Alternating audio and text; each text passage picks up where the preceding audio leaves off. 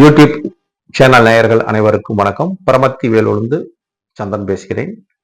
இந்த சனி பயிற்சியோட ஒரு பலாபலனை உங்கள் ராசி வழியாக பகிர்ந்து கொள்ளும் நண்பர்களை அனைவரும் கேளுங்கள். கேட்டுவிட்டு உங்களுக்கு கருத்தை இந்த சேனலில் பதிவிடுங்கள் நண்பர்களே. வாழ்க வளமுடன். உங்கள் ராசியை பார்த்து உங்களுக்கு இந்த சனி பயிற்சி எந்த மாதிரி ஒரு பலன் கொடுக்கும் என்பதை நான் அனுபவத்தின் உணர்ந்த ஒரு கருத்தையும் ஜோதிட ரீதியாகவும் இந்த கிரகங்கள் ரீதியாகவும் உங்களோட கருத்தை பதிவிடுகிற ராசிக்கு துலா ராசிக்கு இந்த ஆண்டு 2025ஆம் ஆண்டு 29/3/2025 சனிக்கிழமை அன்னைக்கு சனி பகவான் பயிற்சியாகிறார். எங்க பயிற்சியாகிறார் என்ற ஒரு கேள்வி இருக்குது. கும்ப ராசியிலிருந்து மீன ராசிக்கு போறார். இரவு மணி 9:44 அங்க பயிற்சியாகிறார். இப்ப சனி பகவான் துலா ராசிக்கு யார், அவர் எந்த மாதிரி ஒரு தன்மையை உடையவர், எந்த ஆதிபத்தியம் பெற்றிருக்கார், நல்லவரா கெட்டவரா? துளாராசிக்கு துளாராசியோட நட்சத்திரம், துளாராசியில் இருக்கிறவங்க யார் யார் இந்த ராசியில் இருப்பாங்க? சித்திர நட்சத்திரக்காரங்க, அடுத்து சுவாதி நட்சத்திரக்காரங்க, அடுத்து விசாக நட்சத்திரக்காரங்க. இந்த 3 நட்சத்திரக்காரங்களும் இந்த ராசியில பிறந்திருப்பாங்க. அப்ப இந்த ராசிக்கு உண்டான ஒரு தன்மையில் பார்க்கும்போது சனி பகவான் இந்த ராசியிலே உச்சம் பெறுகிறார். 7ஆம் இடத்தில் நீசம் பெறுகிறார். 4-5 ஆட்சி பெறுகிறார். ஒரு மனிதனுக்கு 4ஆம் இடம் சுகஸ்தானம், 5ஆம் இடம் பூர்வ புண்ணியம், குலதெய்வம் இதெல்லாம் குறிக்கக்கூடிய ஸ்தானத்தில் சனி பகவான் ஆட்சி பெற்றிருப்பது, லக்கணத்தில் உச்சம் பெற்றிருப்பது, ராசியில் உச்சம் பெற்றிருப்பது இந்த ராசிக்காரங்களுக்கு மிகப்பெரிய ஒரு யோகம். சனிதான் துலா ராசியில் பிறந்தவங்க சரி, துலா லக்கணத்தில் பிறந்தவங்க சனி மிகப்பெரிய யோகாதிபதியாக வரக்கூடியவர். அவரோட பயிற்சி காலம் எந்த மாதிரி இருக்கும், எந்த நிகழ்வை கொடுக்கும், எந்த ஒரு மாற்றத்தை ஏற்படுத்தும் அப்படிங்கிற ஒரு தன்மையெல்லாம் இருக்குதுங்க. அப்ப சனி பகவான் உங்க ராசிக்கு 6ஆம் இடத்தில் போறார். 6ஆம் இடத்துல சனி 3, 6, 10, 11 3, 6, 11 இந்த ராசிகளில் சனி பகவான் சஞ்சாரம் செய்தால் பலம் என்று ஜோதிடம் சாஸ்திரம் சொல்லப்பட்ட உண்மைகள். இந்த 3ஆம் இடங்கிறது முயற்சி குறிக்கக்கூடிய இடம், 6ஆம் இடங்கிறது எதிரியை வெல்லக்கூடிய இடம், 11ஆம் இடங்கிறது லாபத்தை குறிக்கக்கூடிய இடம். இந்த 3 இடத்துல சனி இருக்கும்போது இதெல்லாம் ஜெயிக்கக்கூடிய வல்லமை உடையவர்களாக இருப்பார்கள். அப்ப சனி பகவான் உங்களுக்கு 6ஆம் இடத்து ராசிக்கு 6ஆம் இடம், அதாவது குருவோட வீட்டில், குரு எதிரியோட வீட்டில் நம்ம நண்பர் போய் உட்காந்துட்டார். யாரு? சுக்கிரனுக்கு, துளாராசிக்கு சுக்கிரனுக்கு நண்பனா வரக்கூடிய சனி பகவான். அப்ப தன்னோட நண்பன் போய் எதிரி வீட்டில் உட்காந்துட்டான். அப்ப எதிரியே அடக்கி ஆளக்கூடிய தன்மை, எதிரியை துவாசம் செய்யக்கூடிய தன்மை, எதிரியை அழிக்கக்கூடிய தன்மை. அப்ப இந்த காலகட்டம் துளாராசிக்காரங்களுக்கு, அதாவது எதிரியை இல்லாம ஆக்கக்கூடிய ஒரு தன்மை இவங்களுக்கு ஏற்படுத்தி கொடுக்கும் சனி பகவான். தன்னை எதிர்த்தவர்கள், தன்னை சாக்கி நினைத்தவர்கள்லாம் இந்த காலகட்டத்தில் வீழ்ச்சி அடைவார்கள் என்பது எல்லாரும் சந்தேகம் இல்லை. ஏன்னா சனி பகவான் கர்மக்காரர்கள் 100% பலனை கொடுத்துருவார். அப்ப சனி பகவான் 6ல் உட்கார்ந்துருக்கும் போது பலம் அதிகம் என்ற ஒரு கருத்து இருக்குது. சனி பகவான் 6ஆம் இடத்துல உட்கார்ந்திருந்தாலும் அது வலிமையான ஒரு இடங்க. 6ஆம் இடம் பிரச்சனைகளை தீர்க்கக்கூடிய இடம், நோயை தீர்க்கக்கூடிய இடம், எதிரியை ஒழிக்கக்கூடிய இடம், வம்பு வழக்கை இல்லாம ஆக்கக்கூடிய இடமும் 6ஆம் இடம் தான். உத்தியோகஸ்தானமும் 6ஆம் இடம் தாங்க. இதுல உத்தியோகம் பார்க்கறவங்களுக்குலாம் ஒரு டீச்சிங் வேலையெல்லாம் அதிகமா இருப்பாங்க. அதாவது பிறருக்கு உபதேசம் பண்ணக்கூடிய தன்மையும், டீச்சரா இருக்கக்கூடிய தன்மையும், அதாவது வர்த்தகம் வியாபாரத்தில் இருக்கக்கூடியவர்களாக நிறைய பேர் இந்த ராசியில் இருப்பாங்கன்னு வச்சுக்க. அதனாலதான் இந்த ராசியில் துலா ராசியில் திராசை கொடுத்துருக்காங்க, திராசு சின்னத்தை கொடுத்துருக்காங்க. அப்ப வியாபாரம் பண்ண முடிவுலாம் இருப்பாங்க. இவங்களுக்குலாம் அந்த காலகட்டங்கள் சிறப்பா இருக்கும். தொழில் நிலையும் கொஞ்சம் நல்லா இருக்கும். ஏன்னு கேட்டா சனி பகவான் 6ல் இருக்கார். அவர் பார்க்கக்கூடிய பார்வை எங்கெங்க விழுதுன்னு பாத்தீங்கன்னா 8ஆம் இடத்துக்கும், 12ஆம் இடத்துக்கும், 3ஆம் இடத்துக்கும். இந்த 3 பார்வையும் சிறப்பான பார்வைங்க. ஏன்னா சனி பகவான் பார்க்குற இடம் சிறப்பு இல்லைங்க. 8ஆம் இடத்தை பார்த்தா நமக்கு அவமானம் இல்லாத பண்ணிடுவார். நமக்கு வரக்கூடிய இன்னல்களை அவர் தடுத்துருவார். நமக்கு வரக்கூடிய இன்னல்கள்லாம் தேவையில்லாத பிரச்சனைகள், தேவையில்லாத வைப்ரேஷன், நமக்கு ஏதாச்சும் செய்வன செய்யறவங்க, நமக்கு ஏதாச்சும் துரோகம் செய்யறவங்க எல்லாம் சனி பகவான் பார்த்துக்குவார். அப்படிங்கிறது 8ஆம் இடம் அஷ்டமஸ்தானம்.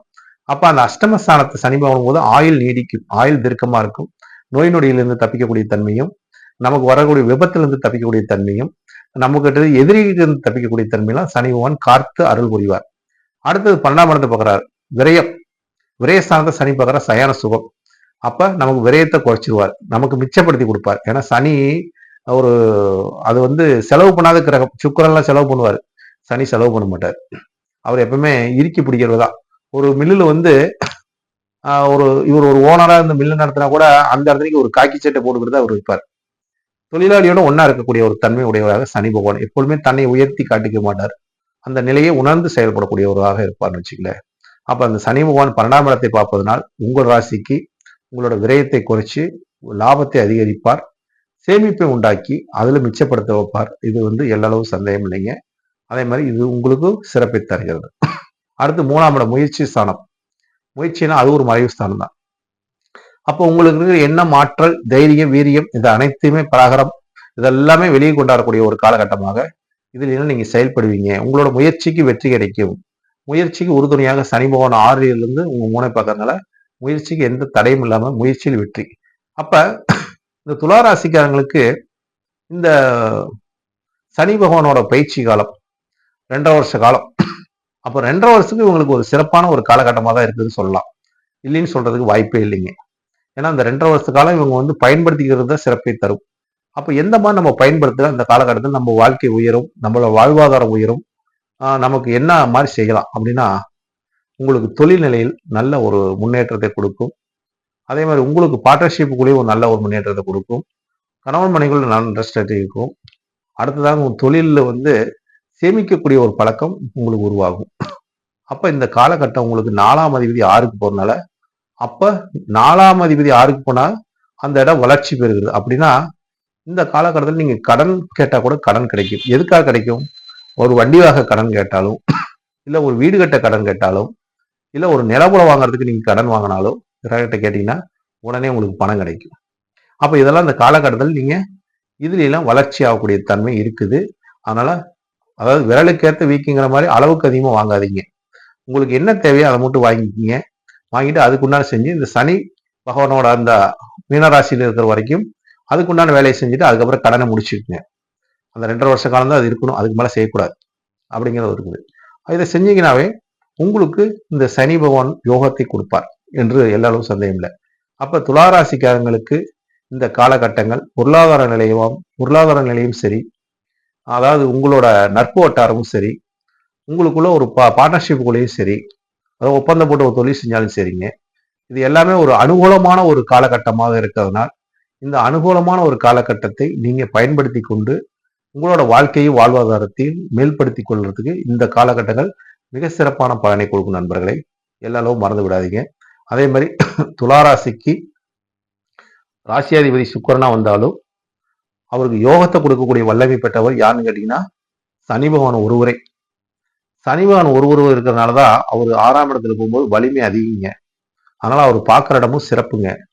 அதனால உங்களுக்கு இந்த காலகட்டங்கள் எல்லாமே ஒரு சிறப்பான ஒரு காலகட்டமா இருக்கிறதுனால நீங்க முடிஞ்ச அளவுக்கு நல் காரியங்களை அதிகமா செய்யுங்க. அதே மாதிரி வழிபாடு என்று பார்க்கும்போது பெருமாள் வழிபாடு. துளாராசிகள் எப்பொழுதுமே பாக்கியத்தை கொடுக்கக்கூடிய ஒரே கிரகம் எதுன்னு கேட்டீங்கன்னா புதன் பகவான் தான்.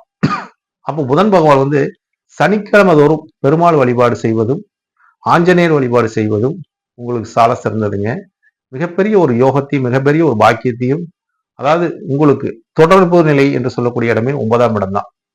அது பாக்கியத்தை ஏற்படுத்தும். அப்ப நீங்க யாராவது ஒரு தொடர்புனா ஒரு வர்த்தக ரீதியா, ஒரு பிசினஸ் ரீதியா ஒரு பரிமாற்ற வளர்ச்சி அடையணும்னா அந்த பெருமாளோட வழிபாடு சனிக்கிழமை செஞ்சுட்டு வர சனிக்கிழமை செய்யலாம், இல்லாட்டி புதன்கிழமை செய்யலாம், இல்லாட்டி வெள்ளிக்கிழமை செய்யலாம். இந்த 3 நாளோட சனிக்கிழமை பெஸ்ட்டுங்க. அதுக்கடுத்து புதன்கிழமை பெஸ்ட்டுங்க. வெள்ளிக்கிழமை, ஏன்னா வெள்ளிக்கிழமை உங்களுக்கு அஷ்டமாதிபதி சுக்கிரன் தான் வர்றாரு. அதனால சனிக்கிழமையும் புதன்கிழமையும் மிகப்பெரிய யோகத்தை கொடுக்குங்க. இதை மறந்துடாதீங்க. இந்த வழிபாட்டை மேற்கொண்டுட்டு வர உங்களோட வாழ்க்கையும் வாழ்வாதாரமும் உயரும். அதே மாதிரி பெருமாள் கோயிலுக்கு நீங்க பெருமாளுக்கு நெய் வாங்கி கொடுப்பது, நெய்யில் விளக்கு போடுவது நல்லது. பெருமாள் கோயில் இருக்கிற சனீஸ்வர பகவானுக்கு நல்லெண்ணெயில தீபம் போட்டு வருவது சிறப்பு. ஏன்னா சனி பகவானுக்கு நல்லெண்ணெயில தான் போடணும், அப்பதான் அது நல்லது. பெருமாளுக்கு நல்லெண்ணெயில் போடுவதோட நெய்யில் தீபம் போடுவது நல்லது. ஏன்னா அவரோட சுவாசம் அப்படி, இவரோட சுவாசம் அப்படி. அந்த மாதிரி இவர் பிரபஞ்சத்தையே சுவாசிக்கக்கூடிய வல்லமை பெற்றவராக சனி பகவான் இருக்கார். பெருமாள் பிரபஞ்சத்தை ஆளக்கூடிய வல்லமை பெற்றவராக இருக்கிறார். அப்ப இருவருக்கு உள்ள தன்மையை அங்க ஒன்றிணைத்து காக்கக்கூடிய ஒரு கோயிலாக பெருமாள் ஸ்தலம் மிக சிறப்பை தரும் நண்பர்களை. இதை மறந்துடாதீங்க. பெருமாள் வழிபாடு மிகப்பெரிய யோகத்தையும், அதே மாதிரி கர்மக்காரன் வழிபாடும் சனி பகவானோட வழிபாடும் நல்ல ஒரு பலனையும் உங்களுக்கு இந்த காலகட்டம் வாரி வழங்க காத்து கொண்டு இருக்கிறது. அதனால துளாராசிக்காரங்களுக்கு இந்த 2025-26ஆம் ஆண்டு மிக சிறப்பான ஒரு ஆண்டாக இருக்கிறதுனால் இதை நீங்க பயன்படுத்திக் கொள்ளுங்க நண்பர்களை. வாழ்க வளமுடன். பரமத்தி வேலூர் சந்திரன். மீண்டும் ஒரு ராசி பலன் சந்திப்போம். உங்களோட ராசி, இந்த ராசிக்கு உண்டான வீடியோவை பாருங்க. உங்களோட கருத்து என்னங்கிறது இந்த கமெண்ட் பாக்ஸ்ல கண்டிப்பா மறக்காம தெரியப்படுத்துங்க. அப்பதான் மேலும் உங்களுக்கு என்னோட கருத்தை நான் பதிவிட முடியும். வாழ்க வளமுடன். கடவுள் அருள் டிவியை பார்த்தமைக்க நன்றிகள். மேலும் இது போன்ற தகவல்களை தெரிந்து கொள்ள கடவுள் அருள் டிவியை சப்ஸ்கிரைப் செய்யுங்கள். மறக்காமல் பெல் ஐக்கானை கிளிக் செய்யுங்கள்.